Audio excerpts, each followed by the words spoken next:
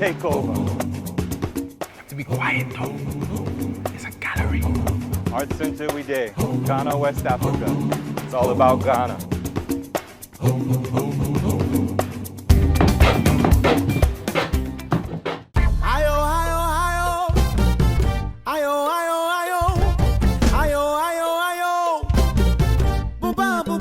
Let's see how fast they can go.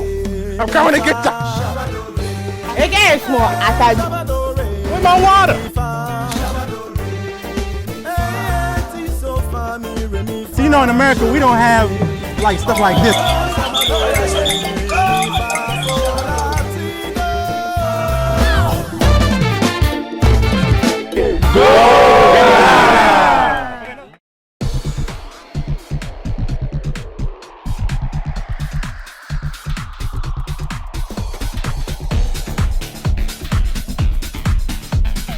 Almost, if not all of the world's nations, art is the dominant way for people to express themselves, record their history, and promote and depict their culture in a way for the world to see and experience. I like this one right here.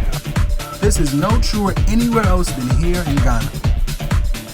Founded and currently run by none other than the godfather of contemporary Ghanaian art, Ablade Glover. This is where people need to come. Artist Alliance Gallery. Ghana Arts. Be quiet though. It's a gallery. Here we have one of the best places in all of Ghana to find the most fascinating examples of Ghanaian contemporary art. We have arrived at Artist Alliance Gallery, known by many as Omanye House.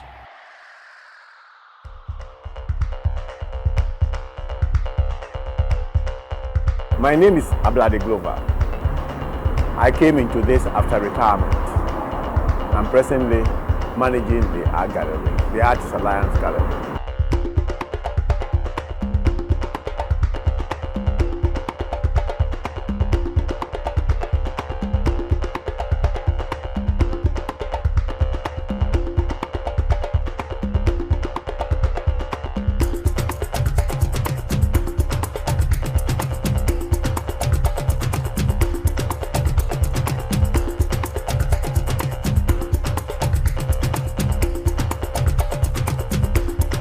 Over the years, as a practicing artist myself, although teaching also, I realized there is no exposure for the Ghanaian artists. Now, since there was no exposure, it was difficult for Ghanaian artists to make it onto the world stage. So I thought for retirement, I could do something about it because I myself needed the exposure. We wanted a roadside, easy to access. This is the second attempt actually. We opened the first one at Numwa and it was not working simply because the traffic wasn't right. So we thought this big major road leading to the hotels and to the trade fair could be the place, not necessarily the seafront. I come from La, so I asked the elders to give me this property and they were happy about it. And they gave it to me.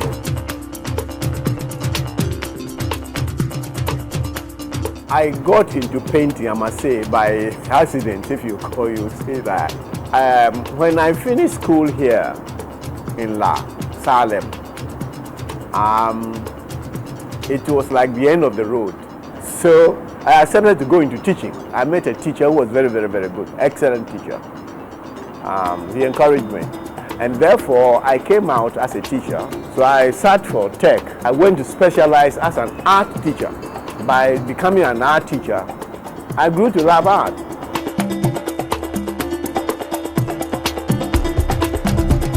I want a spontaneous rendering of one's feeling on the canvas. I use a palette knife on canvas in oils. The brush is slow to give that. The palette knife does this. It registers your emotions immediately. The environment, my immediate environment, things that are really intriguing, that are interesting, that are worth registering is my source of inspiration. Godfather. Who haven't seen that film? It is supposed to be negative. So I'm not a godfather. Yes, I'm encouraging art. The idea was that all the artists will come together, will form something like a cooperative, build their own gallery, and run it. Now, the good thing is that we got a lady, Rosemary, called Rosemary Booz. She runs, or yes, maybe she still runs, the Art Circle Gallery in Germany. And she was happy to hear that we have built our reputation on the name the Artists Alliance. Omanye is my mother's name. One of my daughters is called, we named her Omanye. Yes, Omanye. Just to continue there. And she is always victorious. I mean, say, whatever you call Omanye is victorious. When I was at Tech, I used to play billiards and snooker. That's my game. Favorite place to go? You know, I come here 7 days a week. I love painting, and it's taken over my very being, my very existence.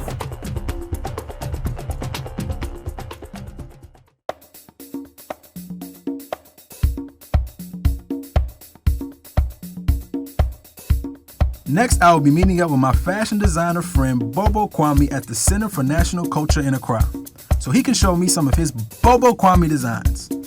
Don't go away.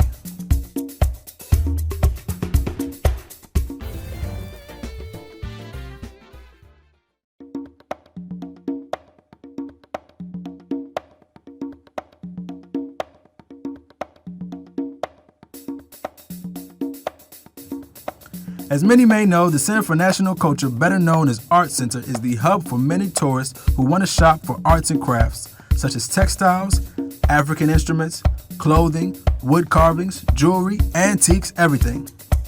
We even came here for a visit to play with the drum makers last season on Go Ghana.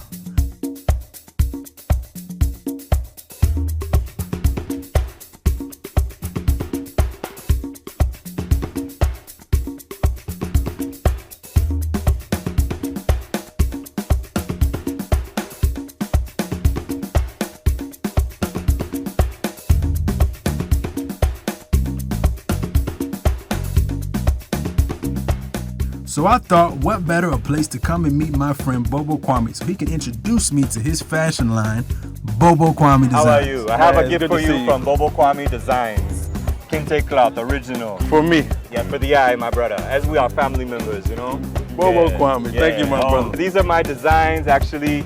I bring fabric from America, that's Bay Area, California. I do fashion shows, I do photo shoots. Everything that I do there, I'm now doing in Ghana. As you can see, it's very shiny. It looks like some diamonds, like some gold. And then I combine it with high-end Ghanaian fabrics. This is Woodin fabric. It's the #1 fabric in the system in Ghana. As well as I have my brother here, and I bring the camouflage from over there. And then I combine it with the kente. And we blend the colorization, the same way I did with my sister here.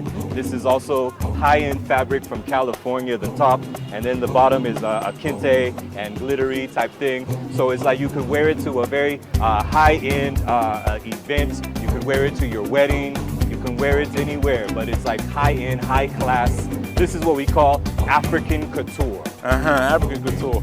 So basically you fuse the Western form of fashion with the African form of fashion and put it together. Yes, with sketches. I get these brainstorm ideas like 1 o'clock in the morning, 2 o'clock in the morning. I get these ideas how I want to see a dress. I go and write it. I come to Ghana, I see the local tailors. I'm like, this is my idea. I go and buy the fabric. So I consider my designs that of like a painting where I'm bringing colors together. You know, even the colors itself can give you inspiration. When you wear lots of bright colors, it helps you in your day-to-day process, making you happy. When you wear bright colors, it brings happiness. And that's the whole thing. So this is bright colors. Yes, well, this is pure kente. This is the kente now. We know is a very royal attire here in Ghana. Let me put on my royalty right now. But you're a king. We all know you're a king. It looks good on me. Okay, Bobo Kwame. Let's move on to thank you, Dave. Let's keep walking so I can learn more about you and learn more about what you do. Art Center we did. Ghana, West Africa, 2015. It's the takeover. Yeah. It's all about Ghana. This is what I like. I like the green, grassy, Natural. air. You understand? Like walking around.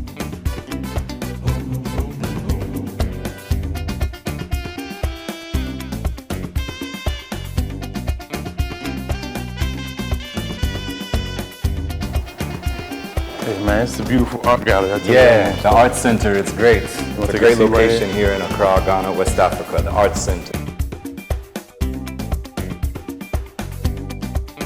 In terms of capturing a wide market, you know, kind of appealing to people from all different backgrounds, and you know, all different cultures, all around the world. What drives you to kind of promote to them? What do you do in your design that's different from other people to kind of promote? Well, again, that's blending my colors, my color schemes, using colors like arts. You know, like right now we're in an art center here, beautiful paintings. It's the same thing like fabrics, using blending of fabrics together to give like a feel of just a good feeling. When you put the clothing on, you should have a good feeling. When you go off to your office, it should promote a good feeling. Say you're having a wedding, good feeling. You know, you don't always have to look like everyone else. Basically, coming with original designs. I like that. So, what do you want to do with it now? Like, do you want to? You said I heard you talking about a factory. You know, what would you like to do in Ghana, or what would you like to do in America that kind of? Well, it's like this is now an international business, so it's not just Ghana; it's the world. You know, but Ghana is my headquarters. So it's like I would like to impact the Ghanaian fashion industry. I would like to be in Ghana's Fashion Week, any fashion shows I am available to be in. But the ultimate long-term goal is to build a factory here in Ghana, you know, and contribute to the African economy, build schools. So it's like basically making an impact to Ghanaian society across the board. And we're using the fashion industry as a platform.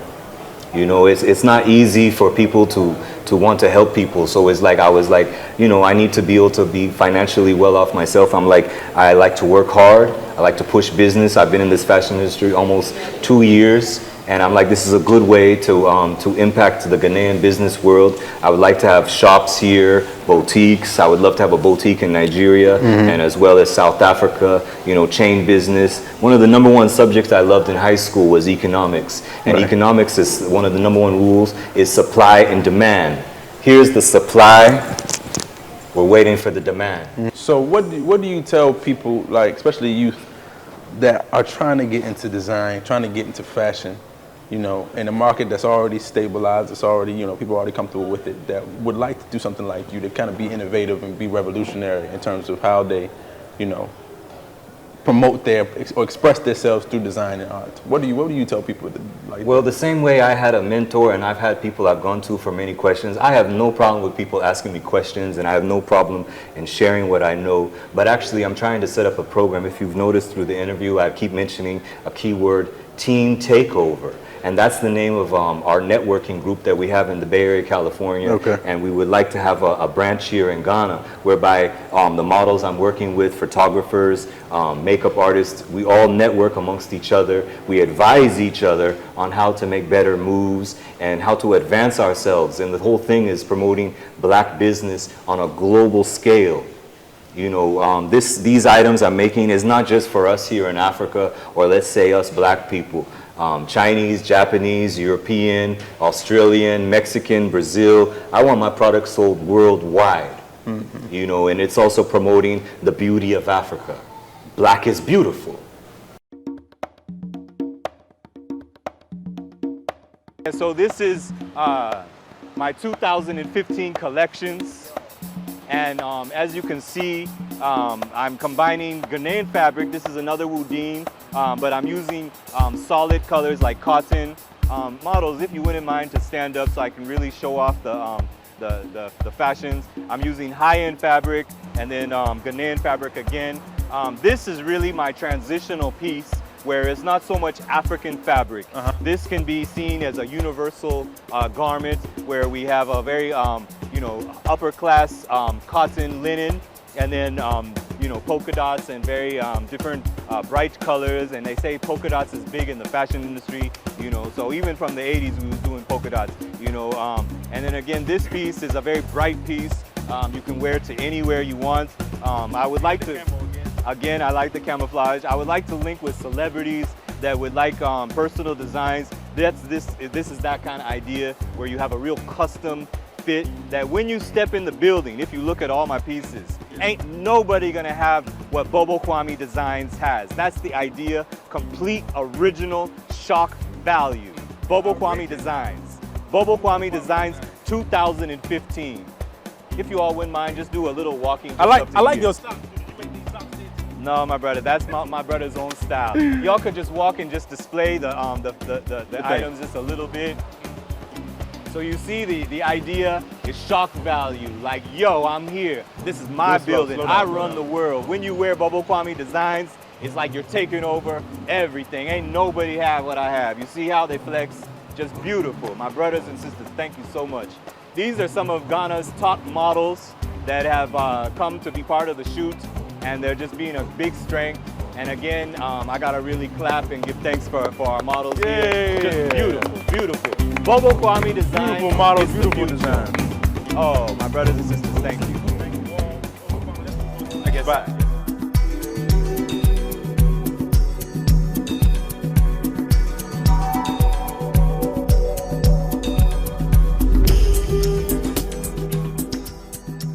Now that we have some various examples of contemporary art and fashion design, we will next experience a type of art that you can only find here in Ghana.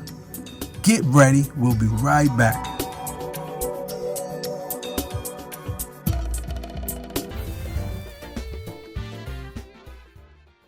Not far outside of Accra, I found this small spot off the side of the road where these guys were doing some weird wood carvings. So I went to check it out.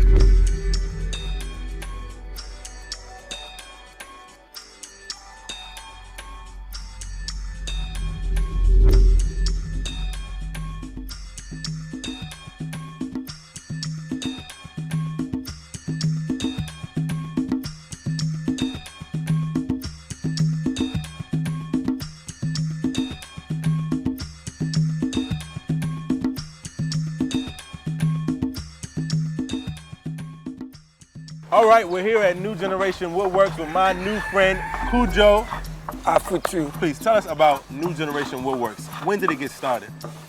Okay, roughly 8 years now. New Generation Woodworks, we deal in designing coffins, as you can see now. Yeah. We don't have limits, we don't have any choice. We are here for people's order. We have tradition way and fashion way. When you come to fashion way, it depends what you do. Example, when you're a cocoa farmer, they can order a cocoa as a coffin. When you're a fisherman, we have a fishing boat, fishing net, canoe, or we have many kind of fish in the sea. They can choose one as a coffin to bury you. So let me clear this up. So basically, people come and pick the coffins based off of their profession. Yeah. Mostly. That's the fashion way. Yeah. So if I was a actor on a movie, so maybe my coffin would be a big camera. Yeah. Or something like that. Yeah. Or a big microphone or something like that. Yeah, when you're a musician, we can use a guitar or a piano or a microphone. Wow. Anything about your business, yeah, we can use as a coffin. So the traditional coffins are just like the traditional regular coffins that people use mostly on a regular basis. Yeah, yeah. And when you come to traditional also, every family has a symbol. So they can use your family symbol as a coffin to bury you. How did you get started doing this? Actually, I love to play with the wood, and I love creating also. Okay. Yeah. 12 years ago, yeah, I saw a designing coffin somewhere, Accra, and I was amazing about that piece. I wasn't know that it was a coffin, but I just love that art piece over there. So that's why I got. So it's like you give people your art and you allow them to put their family members in it and put it into the ground. Yeah, yeah. Is this style of coffin making, the designer coffins, is that something that, like, only done in Ghana, or do you see it in other countries? Yes, I do this business in Ghana. Exclusive to Ghana? Yes, we have galleries around the world where we keep these pieces. So you're like world famous? Something like that. You're famous. Something I mean, like that. Tell me a little bit more about this. How long did it take to make like one coffin? The actual time for us is a month. 1 month is average time. For one coffin. I guess it depends on the design sometimes. Yeah, it depends on the design also. And we are here, when somebody comes and says, okay, I need this coffin, but I have 2 weeks, I have 3 weeks. Yeah. Well, if you have 2 weeks, I'll just organize the boys, maybe 2 or 3 boys will work on that particular object. And if you have 1 month or 2 months, one person will work. So it depends. So how much does it average? How much does it cost? We have 2 prices for each coffin. When you're about to export to Europe or the exhibition pieces, we use high quality materials. The wood, glue, everything is different from the ones we just bury here. Yeah. So the price is times 2. Wow. Roughly, let me say a cocoa coffin. When I give it to you 1,000 Ghana cedis, then I have to give it to you when you're about to exhibit it. I have to give it to you 2,000 or 2,500 because of the wood difference and material difference. Wow. And it depends also. Some pieces are more complicated than. Yeah, exactly. Yeah. The designs So will it be a little bit depends. different. Yeah, it depends. Okay.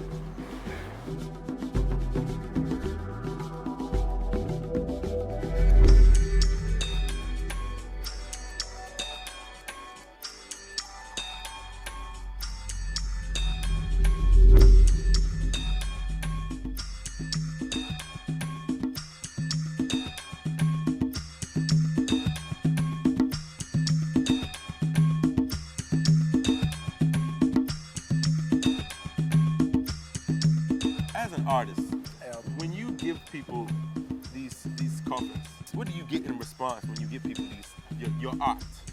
Okay. In this business, this coffin business, it's just a day show on Saturday, some few hours. Right. So if you have future, it depends on the reaction of the people you deliver the coffin to them. So have you ever been to a funeral or been to a place where your casket was delivered? Yeah, some family try to invite me, but on Saturdays I'm very busy. But have you ever been to one where you were able to see it? Yeah. And even sometimes I feel like, ooh, like it's too, all the fingers are pointing on me, this guy did this, so I'm shy sometimes. Okay, so now we're here where you have some of your finished artwork, or your finished caskets. But I see here, this one doesn't look like a casket. Yeah, this particular object here is not a coffin, but it's a palanquin. A palanquin, what is a palanquin? A palanquin, well, chief and queen mothers sit on it during the festival. So is there any significance in why do you use the animal for the palanquin or the caskets? Yeah, it's a family symbol. The animal? Yeah, the family symbol. Okay. So this particular animal, bird, is some family symbol. So if someone want to put their family member in a casket with a lion, that is based on their family symbol? Yes. Okay, so usually the animals are family symbols. And then the other things like this Lucozade. I love Lucozade. It keeps me energized and active, you know. Who is getting in this right here? That's what I want to know. A person who works at a Lucozade company or a dealer or a seller can use Lucozade. They really committed their life to Lucozade. Yes. Well, I drink a lot of Lucozade, so that Maybe. Yeah.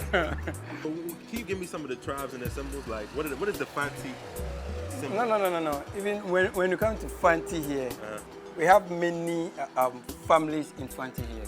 A lion, a leopard, a parrot like this, a crow, that black and white bird, and palm fruit. Even some family have a cobra. Yeah. Oh wow. Yeah. A goat pot, a pot of goat with a cobra. Oh, okay, that's family symbol. Family symbol.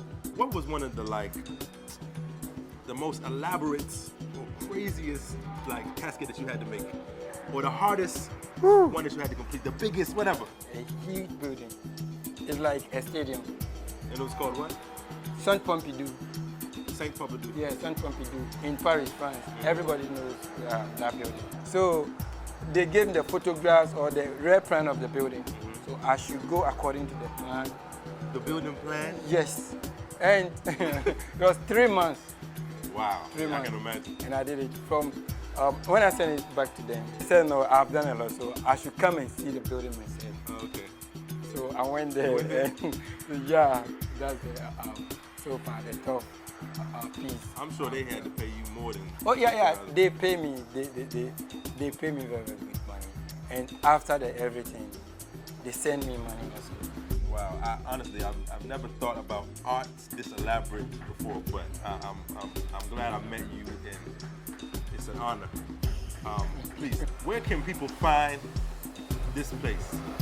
What is it called again? Well, here is Awutu Breku, highway straight from Accra to Takoradi or Cape Coast. Yeah. So when I'm ready, Okay. I'm coming to you. I think I'm gonna get a nice sports car, Lamborghini, laid out. Maybe a stretch limo, black, Yeah. with some rims, Yeah. and some tinted windows, and then the top come down. So, well, Kujo, that was great. I really learned a lot. I'm inspired, in a sense, into being open to new and different art.